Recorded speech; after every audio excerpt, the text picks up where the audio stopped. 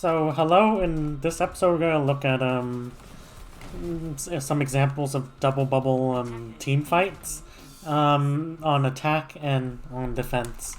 So, let's take a look at two team fights from the Hunters versus New York match. And Hunters were running double bubble while New York were running a Winston Diva, which would favor earlier execution for New York. But Hunters they look to punish New York a lot in this series in particular. But in this case, Hunters were better at controlling the tempo, knowing when to engage, punishing mistakes from New York, and so on. So in this case, Hunters don't have ultimates, obviously, because it's the start of the match. But their goal is going to be they're going to try get past this choke, and if they stay here, they're in danger because they're gonna be poked out from so many angles. There's a nade threat as well. So Hunters are gonna want to use Gaga's bubble engage to get them out of this area if possible, or they want to bypass it by rotating here. So let's see what they do. Let's use an overlay. So first, Gaga goes into the New York they remain really passive even as the Hunters' core move in, so it allows Gaga to jump in. And while Gaga is doing this, notice what he is doing. Gaga is zoning off New York supports, he's zoning off Jonak and Friday, and it means that Yakpung won't get heals for that duration. And what does that mean? Well, it means that Hunters, if they find Yakpung, which obviously they do, they're gonna look to hard punish him. Same with any other target on New York who are separated from their team. So while Gaga's in, not only are they gonna look to rotate away from this area, but they're also going to look to punish anyone who is split. And in this case, Yakpung gets blown up and cannot be healed by Jonak because he is too busy peeling off Gaga's engage. So now that they got a kill, they have used a lot of cooldown, so they're going to have to look to stabilize. And they decide to stabilize in Gaga's bubble. They're going to wait for the projected bubble to come back, and then that's the trigger to go in. That's the trigger to engage. And notice that instead of just walking onto point, they decide to clear high ground first before they can walk into point, because they want to set up a brawl on point, but they don't want to have stray angles. So they're gonna send Jimmy up here. They're going to have leave try to poke out Echo. And notice that while this is happening, even though Gaga's engage was not on Jonak, it zones out Friday, so that means that Ivy is gonna receive less healing because Jonak would have to hit shots on Ivy, and Jonak is cut off. Jonak is kiting back. So now Leave is gonna look to hard focus Ivy. And as you can see, let's see if this holds true. As you can see, they force him off the high ground. Leave kills Friday, and then Leave is going to focus Ivy and try to zone him out of the fight or kill him.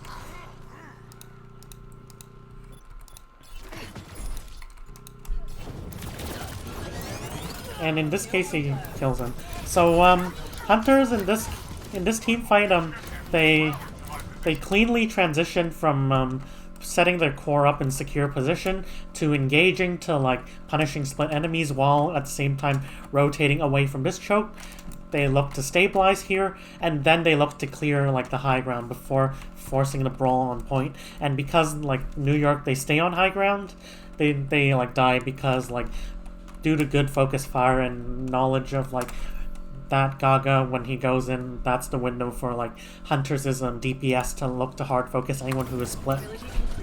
So now even though Hunters messed up the next few engages, this is the successful engage that wins them the round. So now Hunters have ultimates, so they're gonna look to enter the brawling phase immediately. They're gonna look to not play that slow, but they're gonna look to send Gaga in with Nano and like maybe Primal, and then they're gonna look to like first they're gonna look to clear angles first, because if they push main they will push main, but if they want to push main they have to clear the angles. They can't just push on the point without clearing the angles first, and then they look to follow up on Gaga's like engage directly. But let's see. So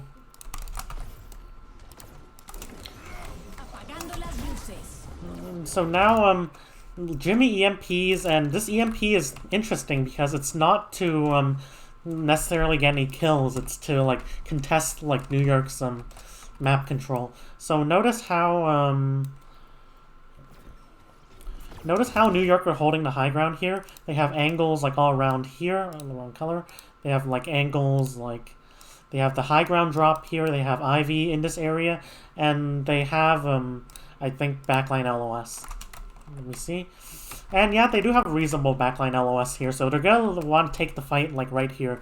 But Hunters, they use EMP like almost as a way to like clear this area. They use EMP kind of defensively. And like, and this, even though it does not, it only gets a kill on a Tracer who will respawn, it forces Yakpung to like take a worse position. It forces Bianca to take a worse position. And then like, even though like they, like Hunters, they use cooldowns, it allows like their core to push up and near the point. And then afterwards, they're gonna look to play fast now with not a Nano Monkey, interestingly. They look to have a Primal Monkey, and they're saving the Nano. So now that like Gaga's in, like instead of like trying to just push on the point and try to support Gaga directly, like Hunters realize they still have to clear these angles. So they send Jimmy to clear Ivy, and even though like Jimmy dies, Ivy is left so low with like the support zone out that like Ivy is effectively useless unless he can sneak his way to this health pack. But like notice how like Hunters are committing ults to clear the angles, and like they're just trying to go for like a more like consistent win condition instead of like trying to like use their ults for kills. So when like Hunters, they still play fast with their like engage, but they look to like clear map control for the first half of the engage before like going in and brawling on point. So in this case, like Hunters, like they like to play double bubble like really like safely. They look to use their ultimates to clear map control before pushing in and eventually brawling on point. And then they look to win with their superior angle control, and also like a high energy Zarya, which will be the ultimate win condition,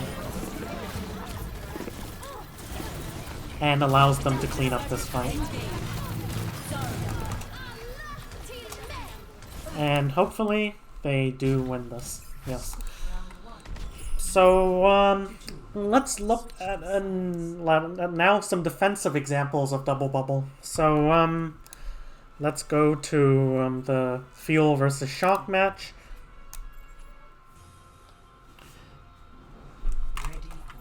So like the first half, like they did get held, but the second half Fuel pulled a really like aggressive defense to keep Shock at bay for like nearly 5 minutes.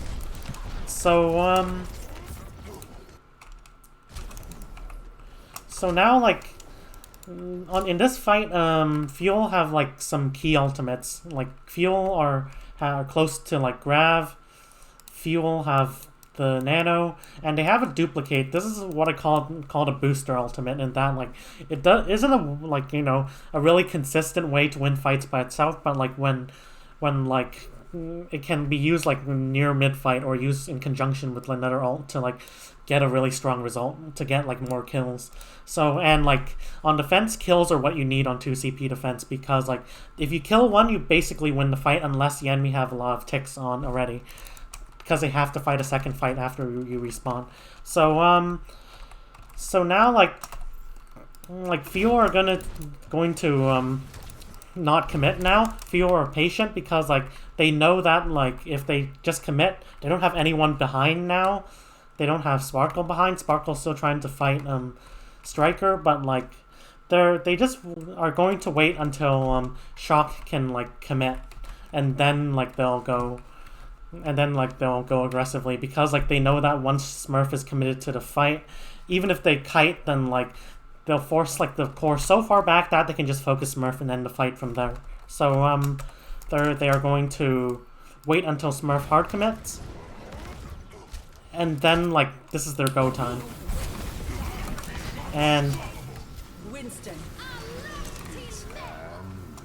And while the backline is zoned off, not only do they get kills from like their Nano plus the Nano Doha, I think they might have Nano Doha, but like while like Doha and Fearless are zoning off the backline, Fuels' core look to hard focus Smurf. Instead of like trying to just press W, which would put the point at risk, they look to hard focus anyone who is split apart when Fearless is going in. And because like their trade is stronger, they have a better position. Like Fuel have a better position for their backline, while like Shock's like backline is kind of stuck here.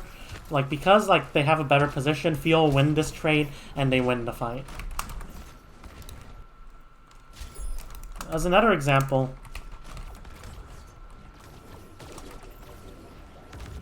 Smurf goes in and tries to force point, but Fuel still have like key ultimates, and they are, more importantly, they're in a better place to like use those ultimates. For example, like even though Striker can like intrude and go into the backline, Sparkle is like could like break away from Striker and try to pincer from behind if he doesn't get, if like Striker doesn't decide to like keep marking him. So now they get the grab and Sparkle breaks away and then looks to follow up. And because Fuel are in a better position, and like when you have ultimates and you're on the defense, you're gonna look to really aggressively engage because like you don't want like the attackers to like set up their positions. So like when Smurf goes in and their backline is in still in a really bad position, Fuel decide to just go in and like they trade a couple kills, but because Fuel are on the defense and they're in a better position, they win the fight. So what is Shock's mistake? So Shock like they just kept like attacking through here. They did not just look to like put their backline in like a equally good position as Fuel, or like somewhere that like they can support the fight on point easily without like being traded. They did not look to rotate their backline all the way to high ground, for example. They did not look to clear the high ground really well, nor did they have really good coordinated engages with their like divers. Like Striker, when Smurf engages, like Smurf is basically engaging alone, and Fuel can easily cut off like Shock from their superior position. So yeah, let's look at one more example. And before we're gonna go into the special matchup between Double Bubble and Brawl. So right here, Team CC, we're gonna full screen this. Team CC are running Double Shield, and O2 Blast are running Double Bubble. And the priority of O2 Blast is to keep Team CC like in like a closed space, prevent them from spreading apart and taking angles, and if they do, try to punish them using like Junbin to zone off like the supports, while like having proper kilo like hard focus like anyone who is like looking to split. So like in this case, like if like Team CC like they decide to split, then they can have O2 Blast like O2 Blast can send their Winston into like the back line, and meanwhile like their DPS can look to punish the split, kill like the player who is split, or just force them back to their team. And Double Shield is useless if it doesn't have angles. So the decision to play like Double Shield on attack on this point is questionable to an extent, but let's see how it goes. So as you can see, notice how like O2 Blasts are holding aggressively. They're holding the choke. They're not giving Team CC any space, and they're gonna look to fight in like enclosed space. And while like Team CC can look to punish it, like they have Rock, they have Immore to survive, they have like Stun. Like the fact that they have a Zarya means that like they can block those CCs, and that's what Zarya's good at. Zarya's bubbles are gonna, I mean. Like, they're really good at blocking CC because, like, most CC in the game can't pass through Zarya bubble. So Junbin's gonna look to engage with the bubble, farm a bit of energy for like his for like his Zarya, for Max, and like he's gonna look to use this cover. And the first engage is gonna be a bit rough because Max is going to need energy. So like O2 Blast will have to give space, and like Innovation kills proper. He wins the Tracer duel. But like if O2 Blast, like, they don't like look to like engage early, it means Team CC will be able to set up on high ground. And this is basically the last point of like this point where like O2 Blast will have a definite advantage. They're going to be fighting in closed space, very brawly, with Junbin able to get like 5 or 6 man cleave. So they look to like engage aggressively right now. And with their high energy, they look to hard engage, and notice how the transition from the soft engage to hard engage is seamless. The moment that like Junbin goes in, Max moves in to follow up. And Kilo is presumably looking to peek more aggressively. That's like the window in which Kilo can peek more aggressively. Finn gets a really huge nade on Team CC, and then like they die. So it's a seamless transition from the soft engage to the hard engage. They are looking for this win condition, and like in doing that, like they notice that like not only do they have to they kind of have to engage now, because they lost like Innovation, and also like this comp, once it does get past this area, will be better. But they also noticed that like someone used Fortify. What else?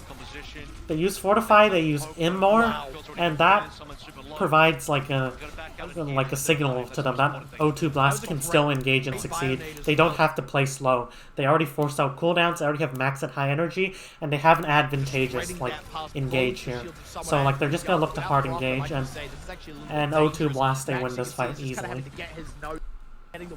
So now, like, O2 Blasts are close to ultimates. They can like look to like hard engage if Max gets enough energy, like early fight. But let's see how it goes.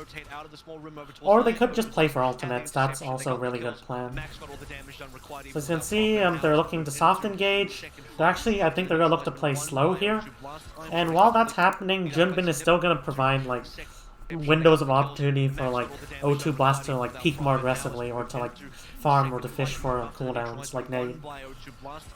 And like Team CC, they look to rotate.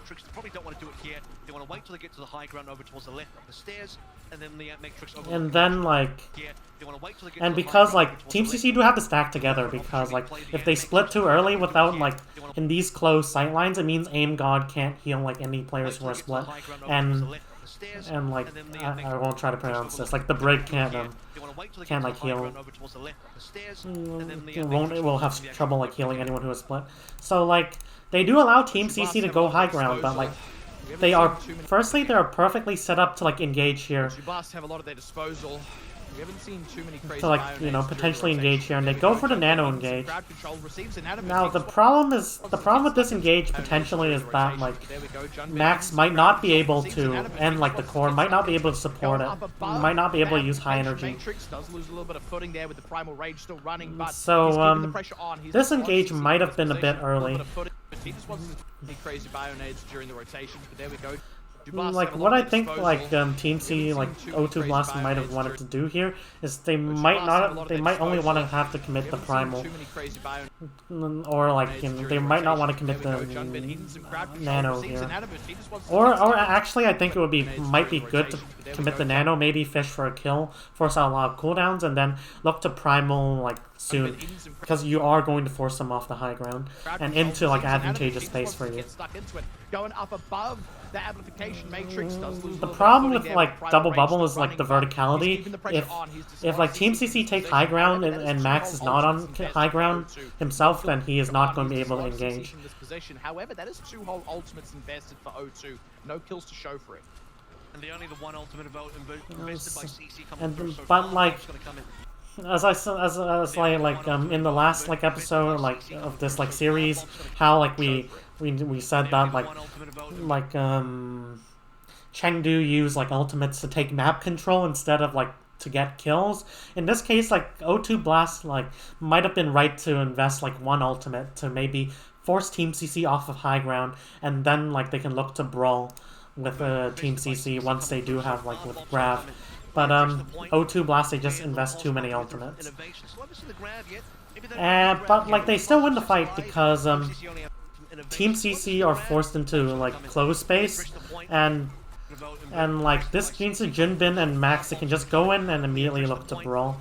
And like Innovation tries to punish that, but with Pulse Bomb, but like yeah, only like I think it only gets to the Bob. And like spending a Pulse Bomb for yeah. So like because like they're forced back into closed space, like using like an ultimate there might have been good. They just used too many ultimates just for the map control.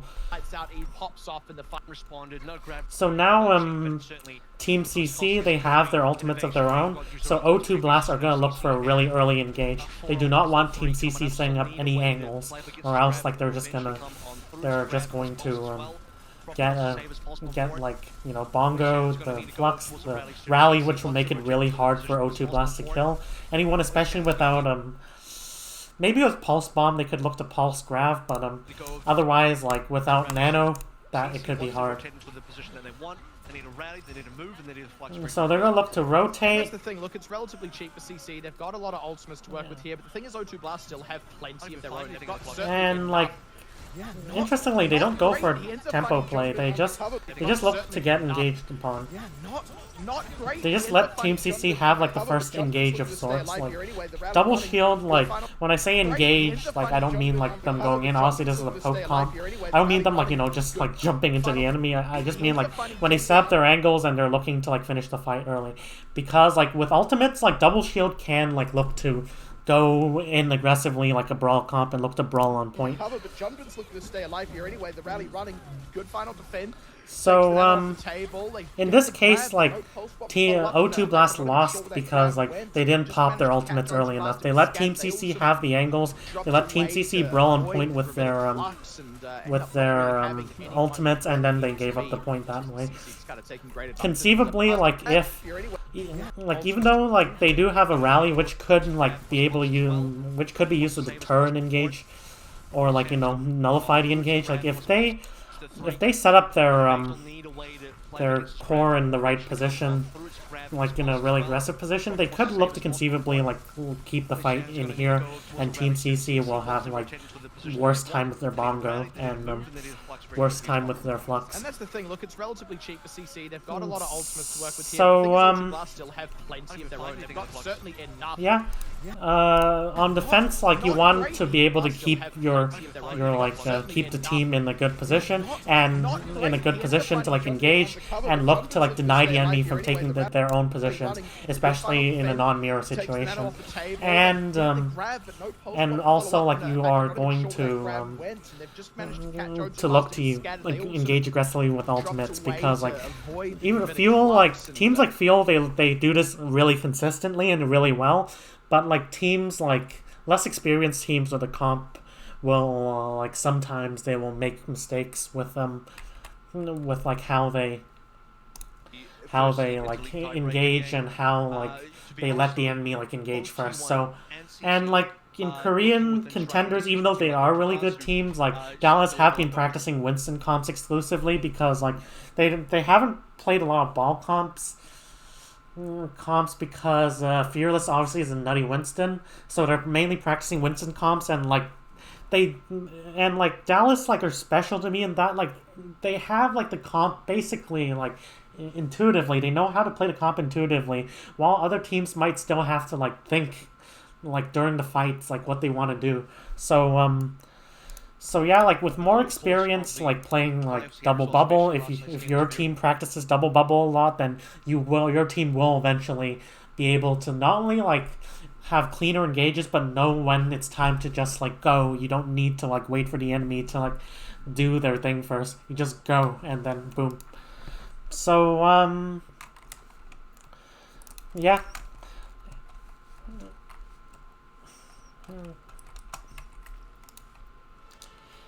And now in this final episode, we're gonna look at how to play a double bubble against a brawl comp. And for this, we're gonna look at two examples. We're gonna look at how like hunters they beat the dragons using double bubble with like very aggressive tempo engages and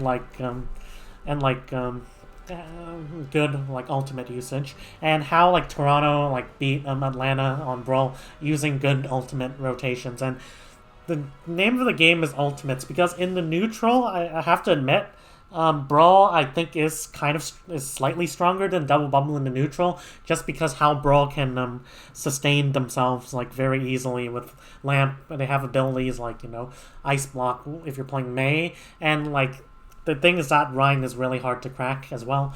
It's, like Rein's armor is really hard to crack, but with ultimates like Double Bubble ultimates, I'll take it over like Brawl ultimates any day. So let's look at the Hunters versus Dragons match, Eichenwald.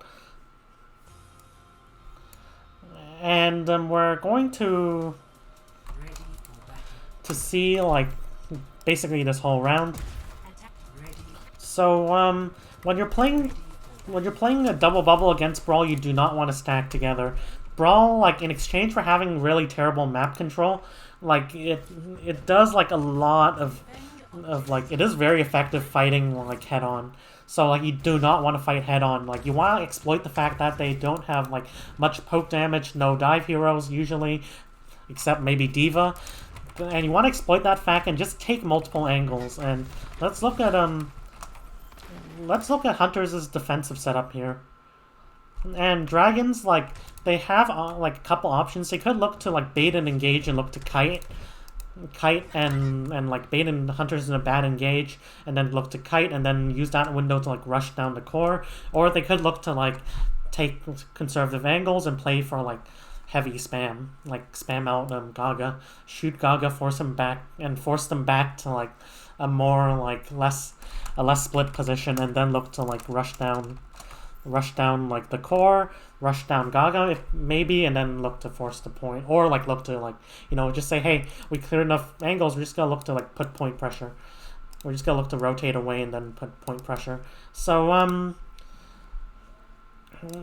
like now, like Hunters, they wait for Dragons to be hard and get like hard committed before they go in, and when they go in, they go from like multiple angles. And like looking at Hunters' like defensive setup, they're ready for this. They have turret, which like provides an angle control, which provides control of like an angle. This is like Torb's like contribution to map control. It's the turret, not like Torb himself, even though Torb is playing split here, which can be risky, but like given that Dragons are playing like a Brawl comp, like they can't really punish that easily. So like they're gonna have Torb on an angle, they have Gaga on an angle. What else? I think they have Leave on. They have Leave like with the core, I think. Oh, they have Leave with the core in this case. And like they have like this, they have the core like set up on high ground. So like let's look at how like they engage. How like Dragons engage and how Hunters like look to counter. So Hunters are looking to clear the high ground here and maybe rush down the core, but the moment that they step into like Hunters' map control without clearing it, they just get collapsed on. And boom. It's a messy fight, but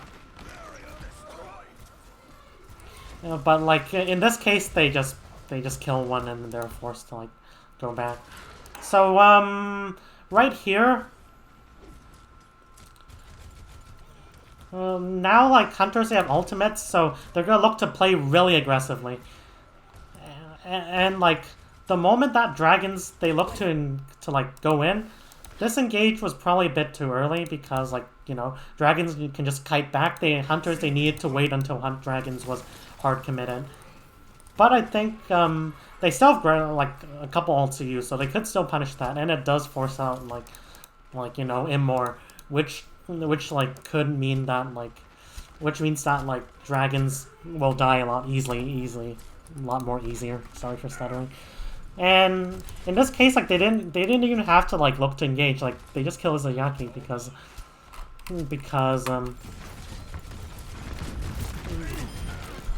like they aren't like, because they're just standing in open space here, and more importantly, like Leave is set up on high ground. Another thing is that you need to like set up your DPS on like really good positions, and like if you do like, because like you have a break, like this means your DPS can play more split apart from like his main tank, or like in the case of Kree, like this like Leave can play like split apart from his main tank. Like if you're running Tracer, then she can play more split apart from her main tank, and